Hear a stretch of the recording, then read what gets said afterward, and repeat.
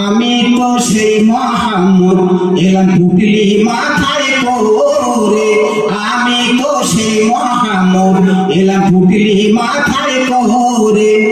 এই সব শুনি না বুড়ি, এই সব শুনি না বুড়ি, আমার নবীর কালমা পড়ে।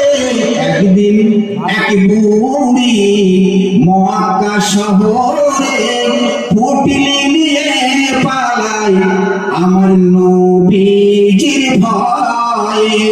যাই হোক, বাবা জীবন আপনারা এসে যান সামনে, যদি কিছু নিতে চান নিয়ে যান, আপনারা কিছু দিয়ে যান। আসুন জলসা প্রাঙ্গণে, জলসা প্রাঙ্গণে একেবারে ফাঁকা, একমাত্র আছে ক্যামেরাম্যান আর আমার একটা ভাই আছেন দাঁড়িয়ে।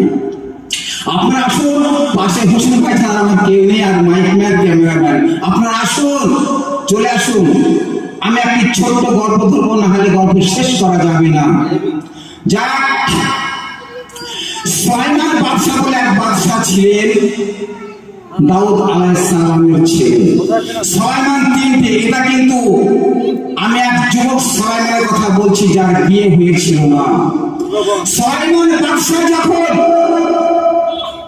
বাদশাহী পদ পেয়ে গেলেন, তার মহল্লায় সমস্ত তার লোকজন ডেকে বলল, দেখো আমি এই দেশের সুলাইমান বাদশা, আল্লাহর পয়গম্বর, আমার বয়স হয়েছে, এই জমিনের বুকে বাঁচতে হলে, থাকতে হলে আমার বিয়ের প্রয়োজন আছে। তাই তোমরা যেখানে পাবে কিনা আমার জন্য মেয়ে দেখো, তোমরা ঢেড়ে পিটিয়ে দাও। কিন্তু যে মেয়ের আমার সাথে বিয়ের কথা বলছো বলবে, সেই মেয়েকে জানিয়ে দেবে চারটে গুণ থাকতে হবে। চারটে কি? প্রথম নম্বর গুণ হচ্ছে সেই মেয়েটিকে আল্লাহওয়ালা হতে হবে।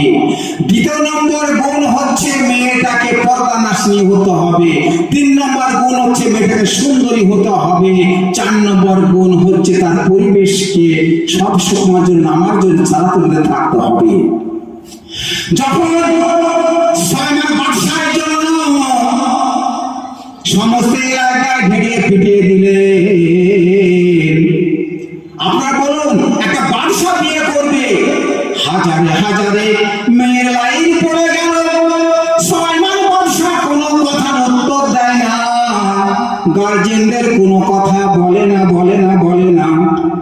যখন মেয়ে পছন্দ হলো না, আমার সুলাইমান বাদশার বিয়ের কথা দেশ দূরান্তে, গ্রামগঞ্জে, এমনকি জেলে পট্টিতে যারা সাপ ধরে দিন চালাই বেদে পট্টিতে কথা পৌঁছে গেল।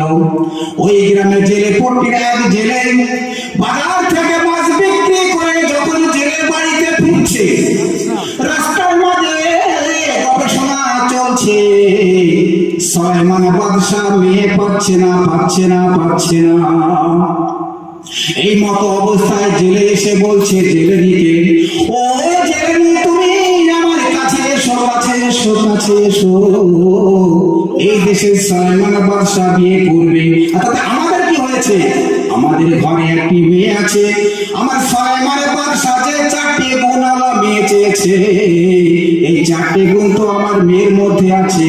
যদি এই সুলাইমান বাদশার হাতে আমার মেয়ে তুলে দিতে পারি, আমি কাল কিয়ামতে, আমি ওই জামাইয়ের জন্য আমি কাল কিয়ামতে আমার জামাই মেয়ের হাত ধরে উঠতে পারবো। বলুন সুবহানাল্লাহ। এই কথা বলে আর ভিতরে দুঃখ পাই, বলে সবই তো ঠিক আছে, আমরা কিন্তু জেলের ঘরের জেলে, আমাদের ঘরে তিন বেলার খাবার নাই, আমাদের মেয়েকে তো কখনোই সে বিয়ে করবে না। এই কথা বলে এইখানে স্টপ থাকলো। ইতিমধ্যে ঠিক আসল টাইমে জেলের মেয়ের মাথায় জেলেনি চুলগুলো তোল দিয়ে চিরুনি দিয়ে আসিয়ে দিচ্ছে, আর জেলেনির মেয়ে জেলেনিকে বলছে, ও আম্মা জান, আমার আব্বা জানি যে কথা বলেছে গো মা, আমরা জেলেনির ঘরের মেয়ে বলে গরিব বেলে আমাদের কি ওই বাড়িতে বিয়ে হবে না। জেলেনির মেয়ে চারটে গুণ কাগজে লিখে চিঠি পত্র পাঠিয়ে দিলেন সুলাইমান বাদশার কাছে। ও সুলাইমান বাদশা, আমি তোমার টাকা চাই না, পয়সা চাই না, ধন দৌলত চাই না।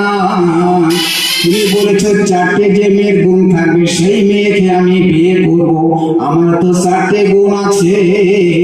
ও সুলাইমান বাদশা, তুমি যদি আমাকে বিয়ে করো, বিয়েতে আমি রাজি আছি।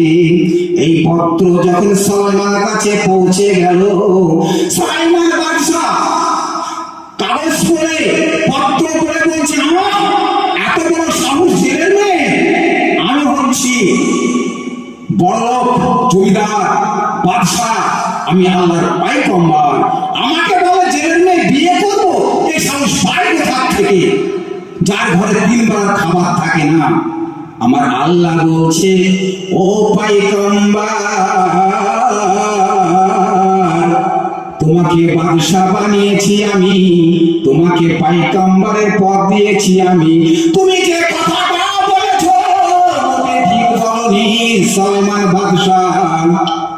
এদিকে জেলের মেয়ে আল্লাহর কাছে 2 হাত তুলে বলছে, ও আল্লাহ তাআলা সুবহানাহু ওয়া তাআলা, আমি তোমার কাছে চোখের পানি গড়িয়ে বলি, গো আল্লাহ, আমাকে জেলের ঘরে পাঠিয়েছো তুমি, গরিব বানিয়েছো তুমি, বাদশাকে বাদশা বানিয়েছো তুমি।